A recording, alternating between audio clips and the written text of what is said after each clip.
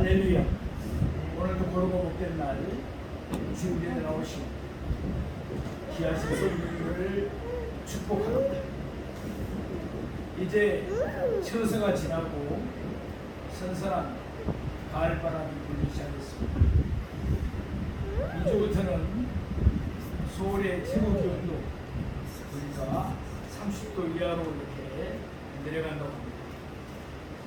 이제 우리가 결실의 계절 가을을 또 잘 준비합시다.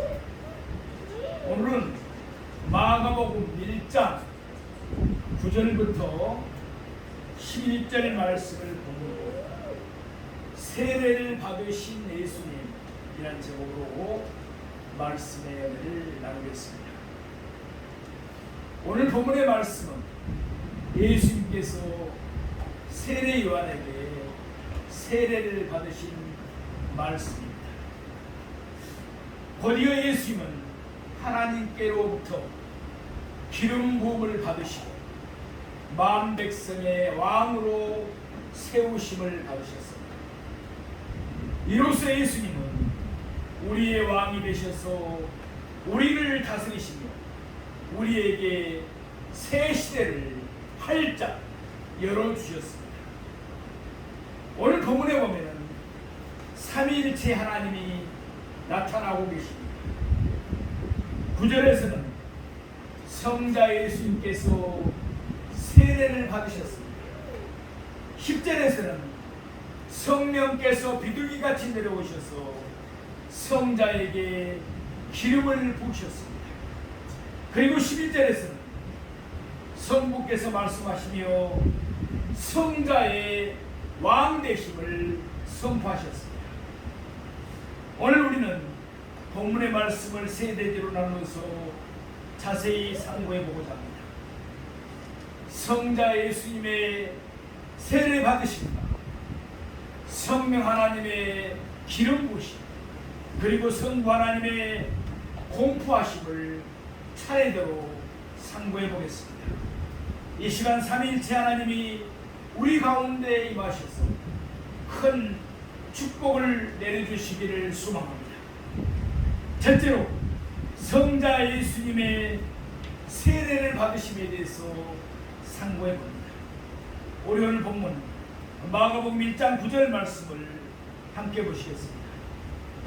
그때 예수께서 갈릴리 나사렛에서부터 와서 요단강에서 요한에게 세례를 받으시고 아멘. 오늘 본문 바로 앞에는 지난주에 우리가 상고해봤던 대로 왕의 사자 세례 요한, 왕이신 예수님의 길을 준비하는 감격이 나오고 있습니다. 선지자 이사야가 예언했던 대로 세례 요한 광야에서 제사함을 받게 하는 회개의 세례를 전파했습니다. 많은 사람들이 그에게 나와가서 자기들의 죄를 자복하며 요단강에서 그에게 세례를 받으셨습니다. 세례 요한은 그들에게 자기는 왕이 아니라 왕의 사자일 뿐이라는 사실을 분명히 밝혔습니다. 바로 그때 예수께서 요한이 사역하는 곳으로 오셨습니다. 누가복음 1장 36절 말씀에 보면 보라 내 친족 엘리사벳도 늙어서 아들을 되었느니라. 본래 임신하지 못한다고 알려진 이가 이미 5달이 되었나니 이미 6달이 되었나니 아멘. 누가복음 3장 23절 말씀에 보면 예수께서 가르치심을 시작할 때 30세쯤 되시니라 라고 말씀합니다. 이와 같이 세례 요한은 예수님보다 몇 달 먼저 태어났습니다. 6달 먼저 태어났습니다. 또한 예수님의 공생애는 30세쯤 시작됐습니다. 그래서 우리 목사들이 안수를 받을 때 나이를 보통 30세 이상으로 하고 있는 것이죠. 따라서 만일 세례 요한의 사역도 예수님과 같은 나이에 시작됐다면 세례 요한의 사역은 6개월이 지나는 동안 이미 무르익어 있었을 것입니다. 우리가 잘 아는 대로 예수님은 어디에서 태어났습니까? 유대 베들레헴에서 태어났습니다.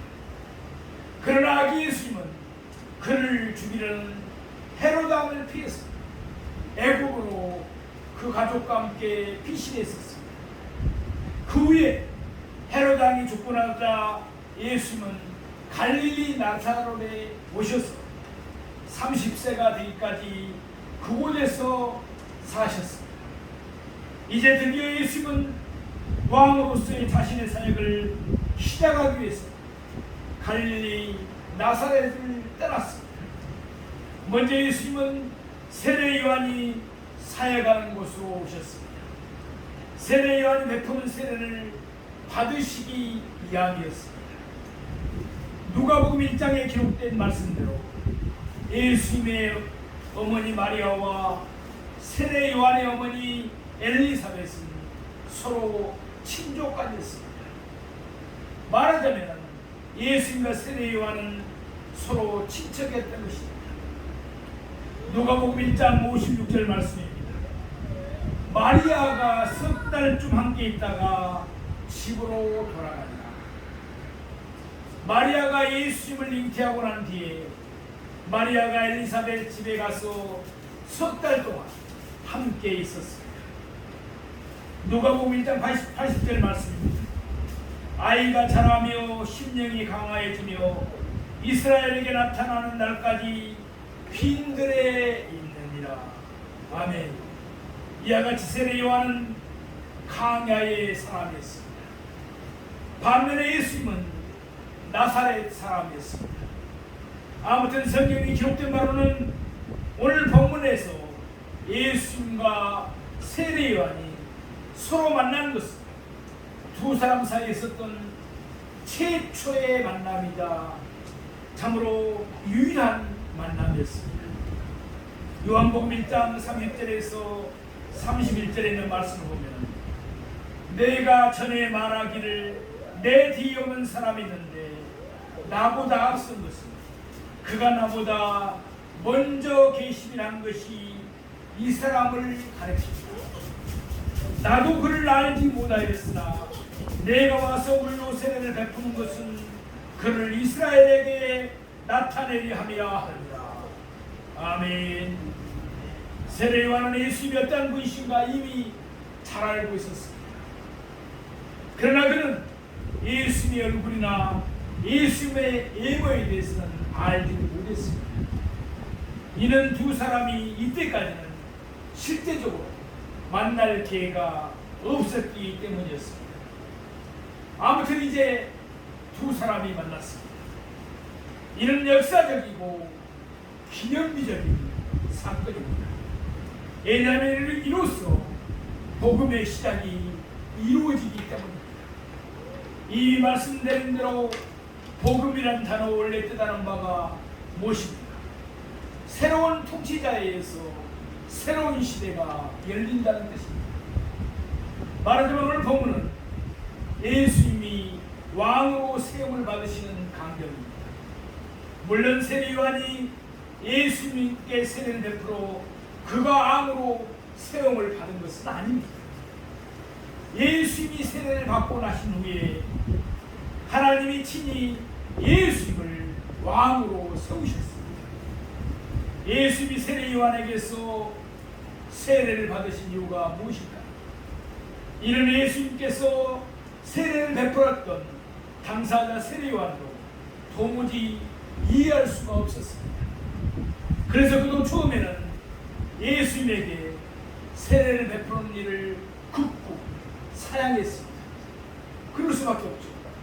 예수님은 신이시고 또 안전한 인간이시고 자기는 피조물에 불과한 그가 예수님께 세례를 베푼다는 것이 가당치 않다고 생각했기 때문입니다.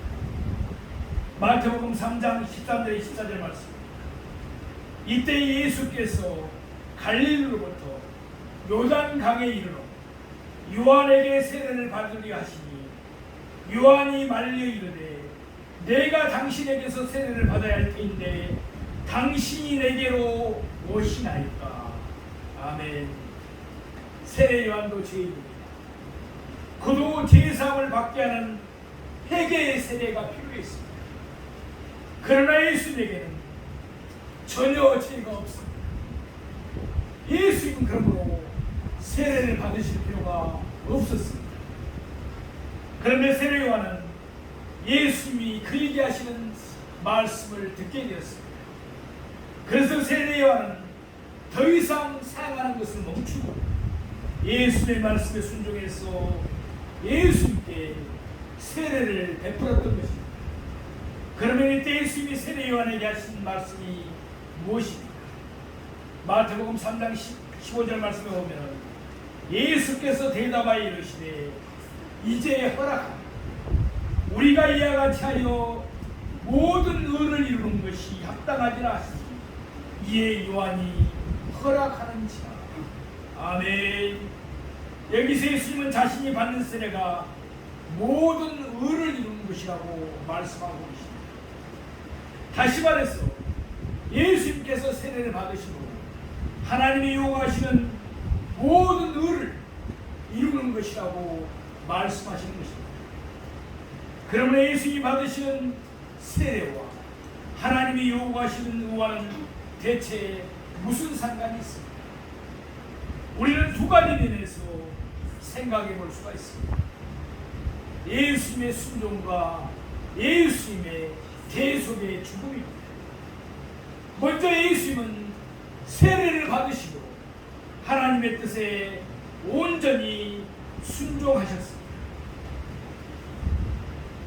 요한복음 1장 33절 말씀에 보면 나도 그를 알지 못하였으나 나를 보내어 물로 세례를 베풀라 하신 그이가 나에게 말씀하시되 라고 말씀합니다.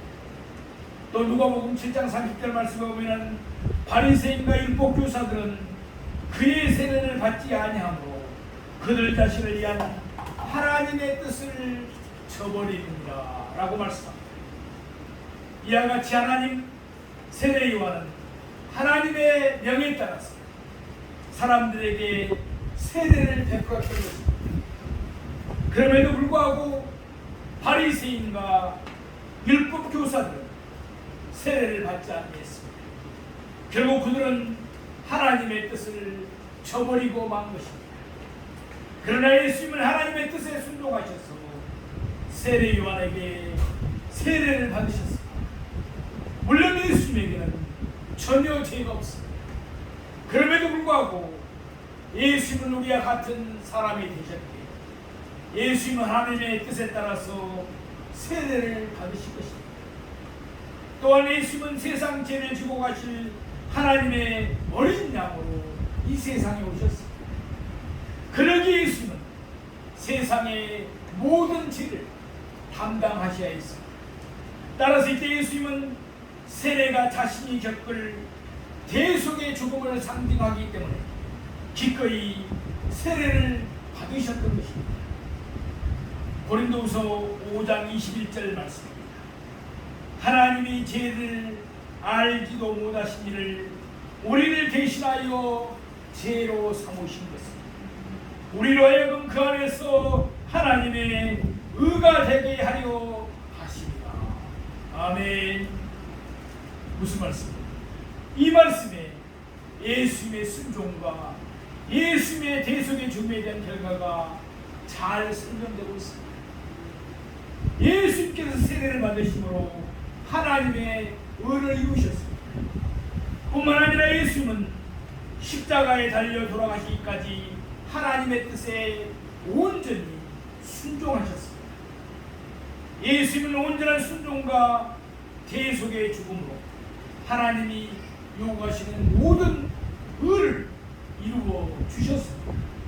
그 결과 예수님은 예수님 안에 있는 우리에게 예수님이 이루신 그 모든 의를 주신 것입니다. 그래서 우리가 예수님 안에서 의롭다 함을 얻게 된 것입니다.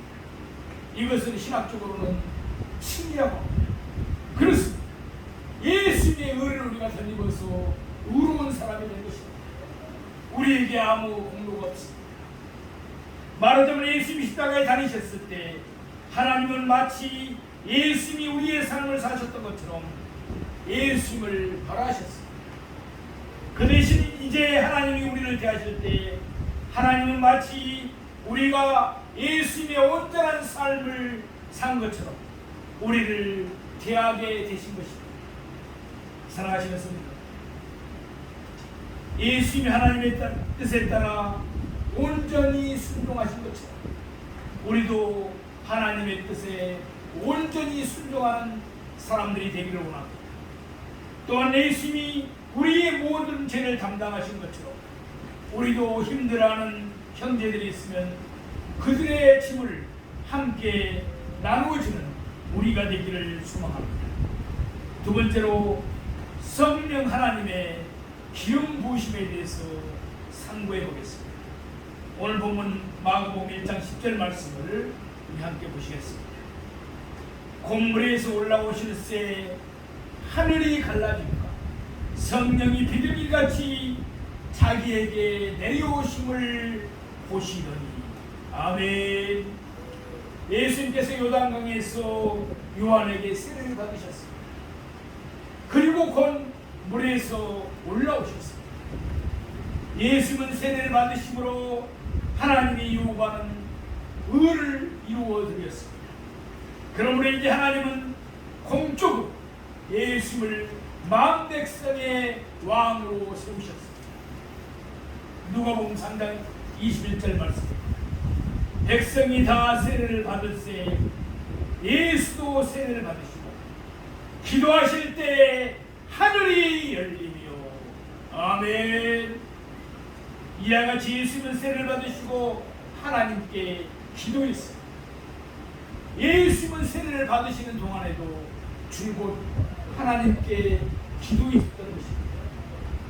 그때 하늘이 갈라졌습니다. 참으로 놀라운 현상이었습니다. 말하자면 하나님은 예수님의 기도에 응답해 주신 것입니다. 이사야 64장 1절 말씀에 보면 오나건대 주는 하늘을 가르고 강림하시고 주 앞에서 산들이 진동하기를. 이 말씀은 이스라엘 백성들이 하나님께 드린 간구의 기도였습니다. 그들은 하나님이 하늘을 가르시고 그들에게 강림하시기를 기다리고 있었던 것입니다. 말하자면 그들은 메시아 곧 그리스도께서 하늘에서 강림하시기를 간절히 기다리고 있었던 것입니다. 그런데 우리가 잘 아는 대로 구약의 마지막 선지자 말라기에 하나님은 그 어떤 선지자도 이스라엘에게 백성들에게 보내주지 않았습니다. 하늘 문을 닫아버린 것입니다. 하나님은 아무런 말씀을 하시지 않았습니다. 계속해서 침묵했습니다. 말하자면 지난 400년 동안 하나님은 하늘 문을 닫아버리셨던 것입니다. 그런데 예수님이 세례를 받으신 후에 그곳에 있는 모든 사람들이 지켜보는 가운데 하늘이 갈라졌습니다. 하나님께서 하늘문을 여신 것입니다. 이스라엘 백성들이 간구한 대로 드디어 하나님이 하늘을 가르시고 그들에게 강림하신 것입니다. 그들이 그토록 갈망하던 메시아가 그들에게 도래하신 것입니다. 그러면 이때 하나님은 하늘을 가르시고 어떤 식으로 그들에게 임하였습니다. 오늘 본문은 이와 같이 말씀하고 있습니다. 성령이 비둘기같이 자기에게 내려오심을 보시더니 삼위일체 하나님의 삼위이신 성령 하나님께서 강림하셨던 것입니다. 요한복음 1장 32절 말씀에 보면 요한이 또 증언하여 이르되 내가 보매 성령이 비둘기같이 하늘로부터 내려와서 그 위에 머물렀더라. 아멘. 이와 같이 성령이 비둘기같이 하늘로부터 내려오시는 것은 예수님만 보신 것이 아니라 예수님께 세례를 베풀었던 세례 요한도 분명하게 보았던 것입니다. 따라서 그곳에서 세례를 받던 다른 사람들도 이 놀라운 광경을 함께 목격했던 것입니다. 우리가 잘 아는 대로 하나님은 영이십니다. 그러므로 우리 육신의 눈에는 보이지가 않습니다. 그러기에 우리 사람들은 하나님을 볼 수가 없습니다. 그런데 이 특별한 경우에 성령 하나님은 비둘기같이 하늘로부터 내려오셨습니다. 그러기에 그곳에 있던 모든 사람들은 성령님이 예수님에게 내려오신 광경을 볼 수 있었던 것입니다. 성령님이 예수님에게 내려오신 것은 단순한 환상이 아니었습니다. 성령님은 모든 사람들이 볼 수 있도록 임하셨던 것입니다. 말하자면 이때 성령님은 자신이 예수님에게 임하셨다는 사실을 모든 사람들에게 공적으로 알리신 것입니다. 이사야 61장 1절 말씀에 보면 주 여호와의 영이 내게 내리셨습니다. 이는 여호와께서 내게 기름을 부으사 가난한 자에게 아름다운 소식을 전하게 하려 하시니라. 아멘. 이와 같이 구약 성경은 메시아에게 하나님의 영 곧 성령이 내리실 것을 말씀하고 있습니다. 이는 하나님이 메시아에게 기름을 붓는 것을 의미합니다. 그러기에 메시아는 그 이름이 뜻하는 바 그대로 명실공히 기름 부은 자가 되는 것입니다. 누가복음 4장 18절 말씀에 보면 주의 성령이 내게 임하셨습니다.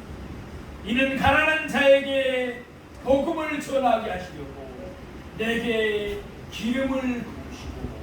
아멘. 이와 같이 예수님은 메시아에 관한 구약 성경의 말씀이 예수님 자신에게 성취되었음을 밝히셨습니다. 말하자면 예수님은 하나님께로부터 기름 부음을 받으신 메시아 곧 그리스도이십니다. 그러면 언제 예수님이 공적으로 하나님께로부터 기름 부음을 받으셨습니다. 오늘 본문에 기록된 대로 예수님께서 세례를 받으신 후였습니다. 예수님은 하나님의 뜻에 순종하셔서 세례를 받으심으로 말미암아 하나님의 의를 이루어 드리셨습니다. 그때 하늘이 갈라지면서 성령님이 비둘기같이 예수님 위에 임하셨습니다. 이때 하나님은 예수님에게 기름을 부으시고 예수님을 만 백성의 왕으로 세우신 것입니다. 그게 그때부터 공식적으로 복음이 시작되었습니다. 예수님이 온 백성을 다스리시되 하나님의 은혜로 다스리는 새로운 시대가 활짝 열리게 된 것입니다. 사랑하시는 성도, 세례 요한이 강야에 선포한 것처럼 예수님은 우리에게 성령으로 세례를 베푸시는 줄로 믿습니다. 그러면 언제 예수님이 우리에게 성령을 보내주십니까? 오늘 본문에서 예수님은 그 본을 보여주셨습니다. 하나님의 뜻에 온전히 순종할 때입니다. 하나님의 뜻에 온전히 순종하는 우리 모두가 되기를 원합니다. 그래서 우리 모두 다 성령 세례를 받고 성령의 충만함을 받아 마귀의 시험을 이겨냅시다. 영적 전쟁에서 날마다 승리하십시다. 아울러 의의 멸류관을 쓰는 그날까지 우리에게 맡겨진 각자의 십자가를 기쁨으로 감당하는 우리 모두가 되기를 소망합니다. 세 번째로 성부 하나님의 공포하심에 대해서 상고해 보겠습니다. 오늘 본문 마가복음 1장 11절 말씀입니다. 하늘로부터 소리가 나기를 너는 내 사랑하는 아들이야 내가 너를 기뻐하노라 하시니라. 아멘. 마가복음 1장 1절 말씀과 같이 예수님은 그리스도이시며 하나님의 아들인 줄 우리는 믿습니다. 이 사실은 성령님이 비둘기같이 예수님에게 내려오심으로 말미암아 먼저 시각적으로 입증이 됐습니다. 거기에 모였던 사람들이 예수님뿐만 아니라 세례요한 다른 사람들도 그 감격을 볼 수가 있었던 것입니다. 또한 이 사실은 이제 하늘로부터 소리가 남으로 말미암아 청각 쪽으로 입증이 됐어요. 그들도 귀로 들을 수 있었다는 것입니다. 여기서 하나님은 예수님에 대해서 두 가지로 증언하셨습니다. 너는 내 사랑하는 아들이다. 아멘. 또 하나님이 예수님에 대해서 뭐라고 하십니까? 너를 기뻐한다. 먼저 하나님은 예수님을 가리켜서 하나님의 사랑하는 아들이라고 칭하셨어요. 하나님은 그 어떤 선지자에게도 이와 같이 부르시지 않았습니다. 선지자들은 그저 하나님의 사람 또는 하나님의 종이라고 불렀을 뿐입니다. 시편 2편 7절 말씀에 보면 내가 여호와의 명령을 전하라. 여호와께서 내게 이르시되 너는 내 아들이라. 오늘 내가 너를 낳았도다. 아멘. 시편 2편은 메시아시라고 불립니다. 시편 2편은 메시아가 하나님의 아들이라는 사실을 밝히고 있습니다. 이와 같은 말씀 그대로 신약 성경의 복음서에만 예수는 50번 이상이나 하나님의 아들이라고 불리셨습니다. 하나님의 아들이라면 무슨 뜻입니까? 본질상 하나님과 같다. 하나님과 동등하다. 바로 하나님 자신이라는 뜻입니다. 사도 바울의 표현에 따르면 예수님의 근본은 하나님의 본체였습니다. 예수님은 하나님과 동등하십니다. 곧이어 하나님은 예수님을 기뻐하신다고 증언하고 계십니다. 예수님은 하나님의 뜻에 온전히 순종하셔서 대속의 죽음을 감당하셨다는 뜻으로 세례를 받으셨습니다. 그러기에 하나님은 기뻐하시면서 예수님에게 기름을 부으시고 예수님을 만왕의 왕으로 세우셨습니다. 요한복음 8장 18절 말씀에 보면은 내가 나를 위하여 증언하는 자가 되고 나를 보내신 아버지도 나를 위하여 증언하십니다 라고 말씀합니다. 예수님은 그리스도이시며 하나님의 아들이십니다. 이는 예수님이 홀로 증언하는 사실이 아닙니다. 하나님이 친히 증언한 사실입니다. 그러면 하나님이 언제 이 사실을 증언하였습니까? 예수님이 세례를 받으시고 하나님에서 왕으로 세우심을 받으실 때였습니다. 사랑하시는 성도 여러분, 오늘 우리가 상고한 대로 하나님께서는 시각적으로 또한 청각적으로 예수님이 왕으로 세우심을 받으셨다는 사실을 모든 백성들에게 분명하게 증언하셨습니다. 그럼에도 불구하고 그 사실을 믿지 않는다면 더 이상 논의할 필요가 없다는 말씀입니다. 마태복음 28장 19절에 있는 말씀입니다. 그러므로 너희는 가서 모든 민족을 제자로 삼아 아버지와 아들과 성령의 이름으로 세례를 베풀고. 아멘. 예수님은 친히 우리에게 세례의 본을 보여주셨습니다. 그러면서 예수님은 우리에게 모든 민족에게 세례를 베풀라고 명령하셨습니다. 그렇게 우리는 복음을 전파하고 그리고 그들에게 세례를 베풀어야 합니다. 예수님처럼 우리도 언제나 하나님의 뜻에 온전히 순종하기를 원합니다. 그리해서 우리도 성령의 충만함을 받고 예수님처럼 하나님을 기쁘게 해드리는 우리 모두의 삶과 사역이 되기를 만왕의 왕이신 예수 그리스도의 이름으로 축원합니다. 기도하겠습니다.